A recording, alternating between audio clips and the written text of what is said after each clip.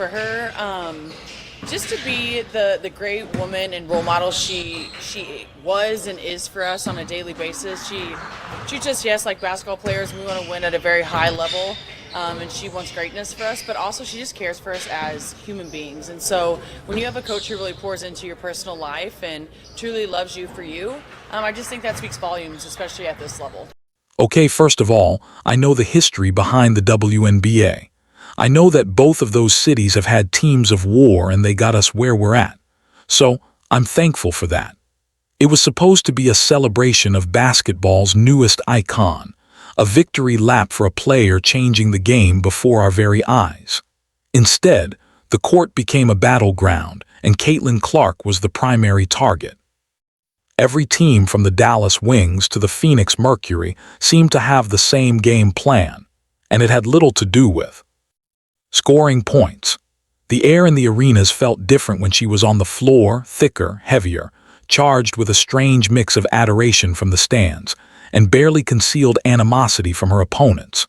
It was a physical, brutal welcome to the professional leagues, a baptism by fire that felt less like a test and more like a punishment.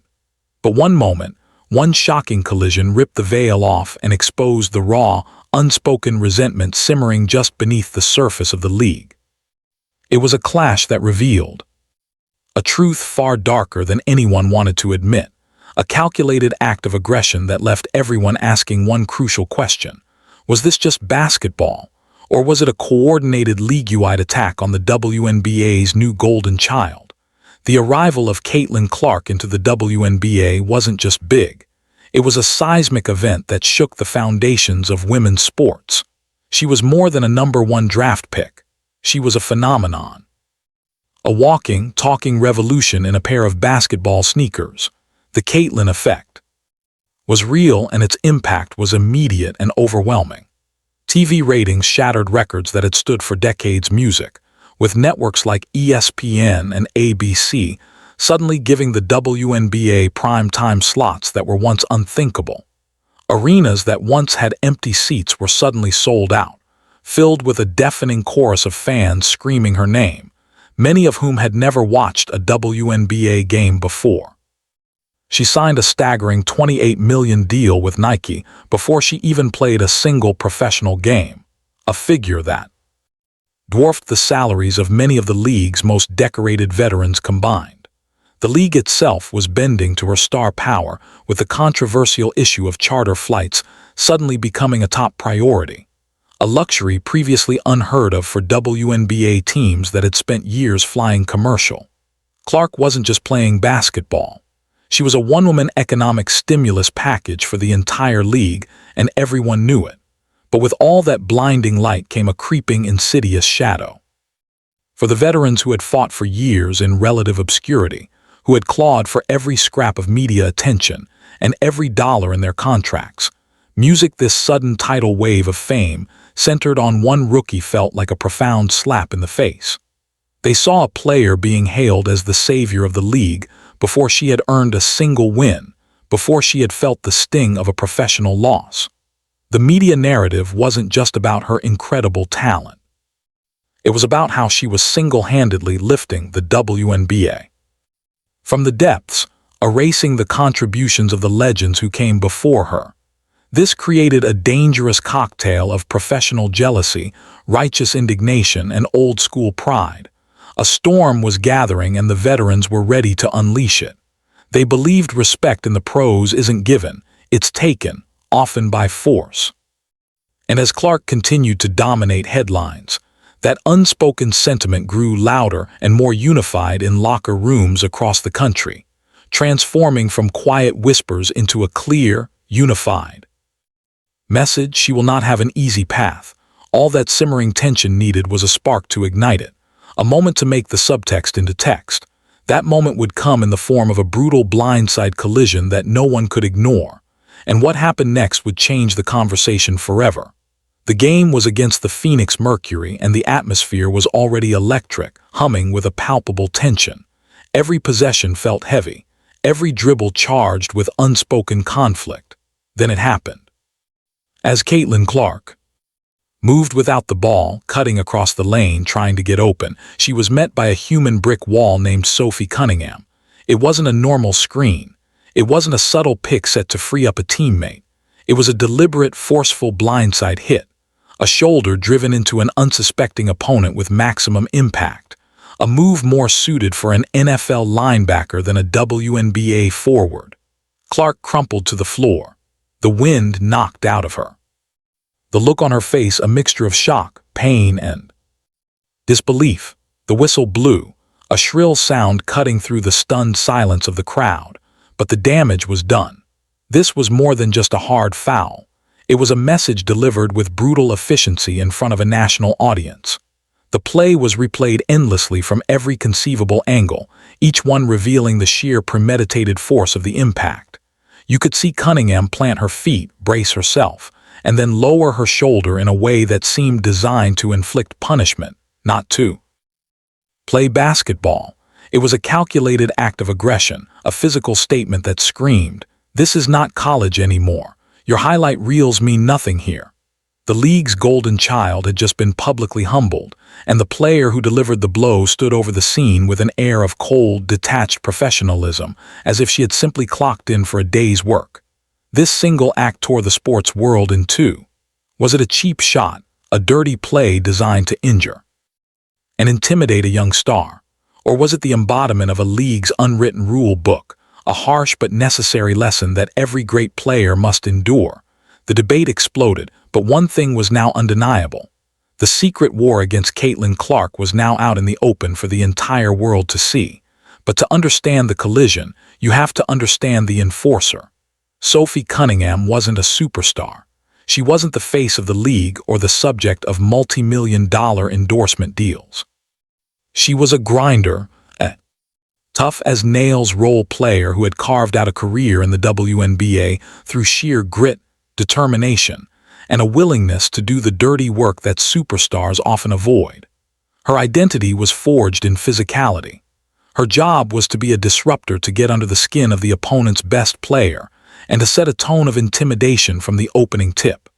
In her world, basketball is a contact sport, and the paint is a war zone where only the strong survive.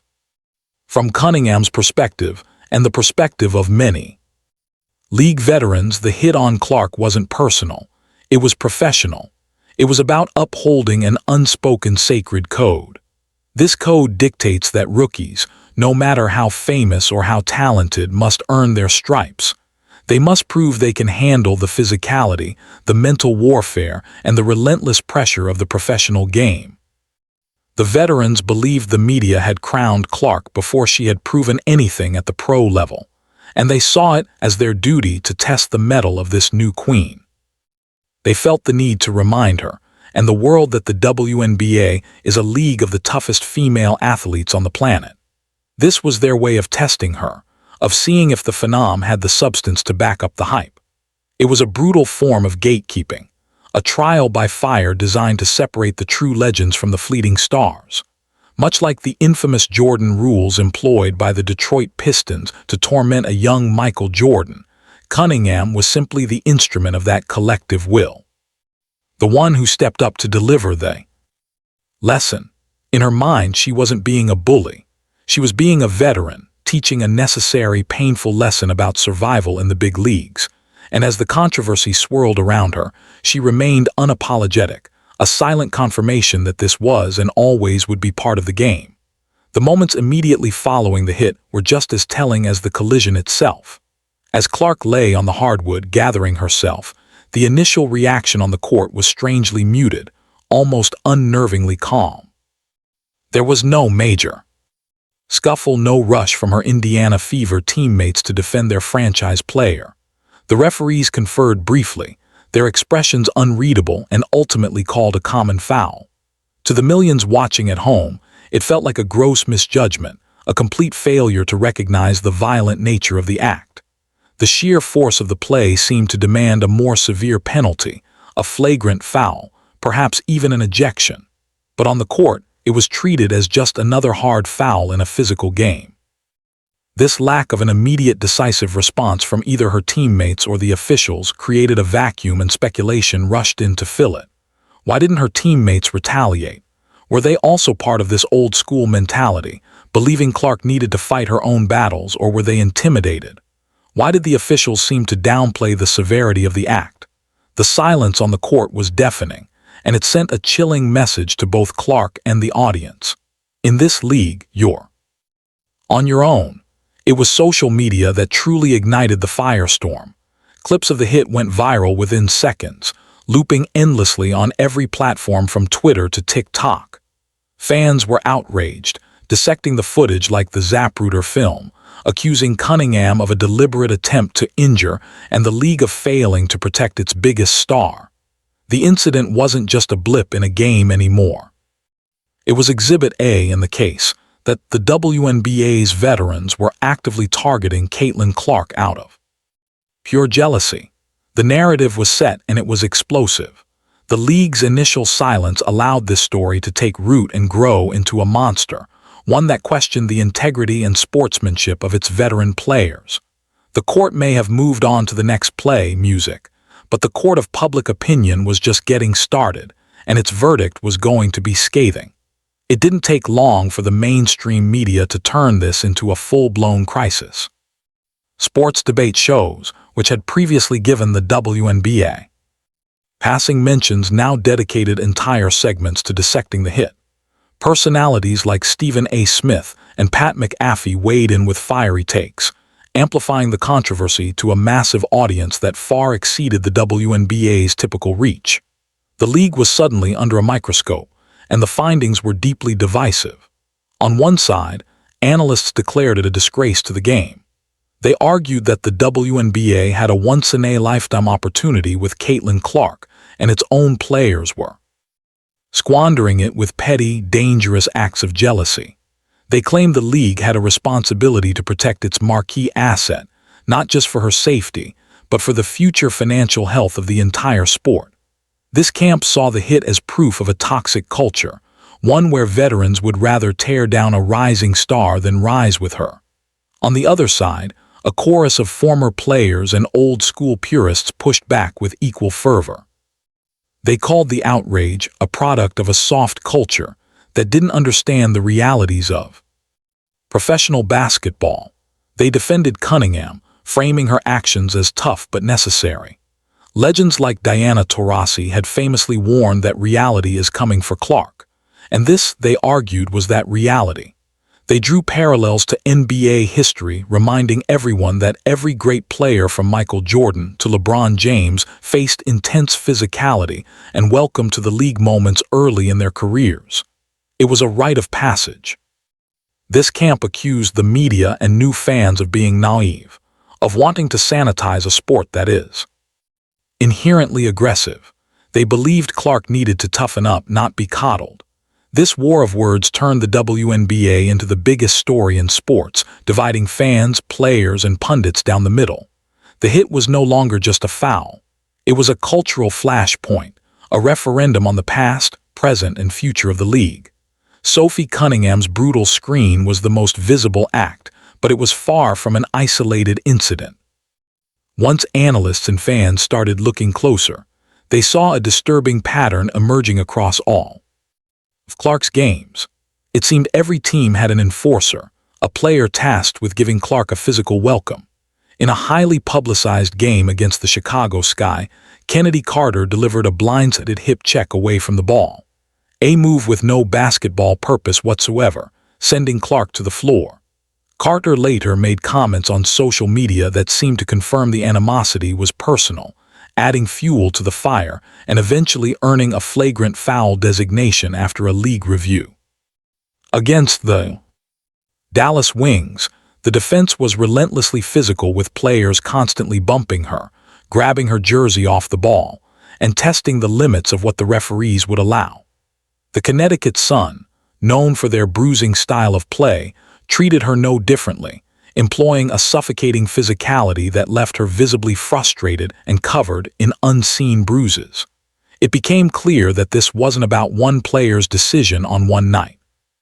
It was a league-wide strategy, an unspoken agreement among veterans to test Clark's physical and mental breaking points.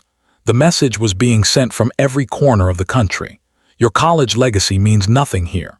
The fame, the endorsements, the charter flights, none of it will protect you between these lines. This revelation shifted the narrative from a single dirty player to a systemic issue within the league's culture. It wasn't Sophie Cunningham versus Caitlyn Clark. It was the old guard of the WNBA versus its new messiah. The league was facing a profound identity crisis. Was it a league that would embrace its newfound mainstream appeal, or would it cling to an old, brutal code of conduct? Even if it meant alienating the very fans who were bringing it unprecedented attention. Each hard foul and off-ball shove against Clark was another log on the fire, building a controversy that was now threatening to consume the entire season. The constant barrage of physical hits and media scrutiny began to have a clear and undeniable ripple effect not just on Caitlyn Clark, but on the entire WNBA. The league was now in a precarious high-stakes position.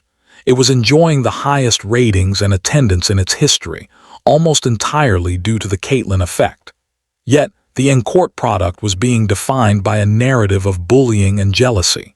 Officials were caught in an impossible spot. If they called the game too tightly to protect Clark, they were accused of giving her preferential treatment and rigging the game. If they let the teams play physically, they were accused of failing to control the game and allowing their biggest star to be targeted and potentially injured. This intense scrutiny led to inconsistent officiating, which only fueled more frustration from players, coaches, and fans alike. For Clark herself, the toll was becoming visible. The constant physical punishment was wearing her down, and the mental fatigue of being the center of a non-stop controversy was evident in her body language. Her game, while still brilliant in flashes, was becoming more inconsistent as she navigated this new hostile environment. She was facing a level of defensive intensity and targeted aggression that no rookie, male or female, had ever endured under such a bright spotlight. The veteran strategy seemed to be working. They were proving that the WNBA was a different beast, but their victory might come at a tremendous cost. The very thing that made them feel they were protecting the integrity of their league, the physicality, and the earn-your-respect mentality was being perceived by the massive new audience as unsportsmanlike conduct and pure spite. The league was getting more attention than ever, but it was for all the wrong reasons. The question was no longer about whether Clark could adjust to the WNBA, but whether the WNBA could survive the storm that came with her. The collision between Sophie Cunningham and Caitlyn Clark was never just about one play. It was the physical manifestation of a deep-seated conflict within the WNBA. A battle between the gritty, hard-nosed veterans who built the league in the shadows and the dazzling new phenom who brought it into the blinding spotlight. This wasn't a simple case of a hard foul. It was a cultural civil war played out on the hardwood for the world to see. The hit and the countless others like it exposed the raw nerves of a league grappling with unprecedented and uncomfortable change. It revealed a veteran culture that demands respect to be earned through a trial by fire, even if that fire threatens to burn down the very house they built. For Clark, it has been a brutal awakening to the reality that professional sports are as much about psychological warfare as they are about talent. Music, the saga continues to unfold. With every game, every hard foul, and every heated debate, the league finds itself at a crucial crossroads, forced to confront its own identity. Will it protect its biggest star and embrace a new era of commercial success? Or will it allow the old guard's code to dictate its future, risking the alienation of millions of new fans? The final truth is that this conflict may be exactly what the WNBA needed. It's raw, it's compelling, and it has everyone talking. But as the dust settles, the ultimate question remains. Will this intense rivalry forge a stronger, more resilient league? Or will the war to humble Caitlyn Clark end up costing them everything?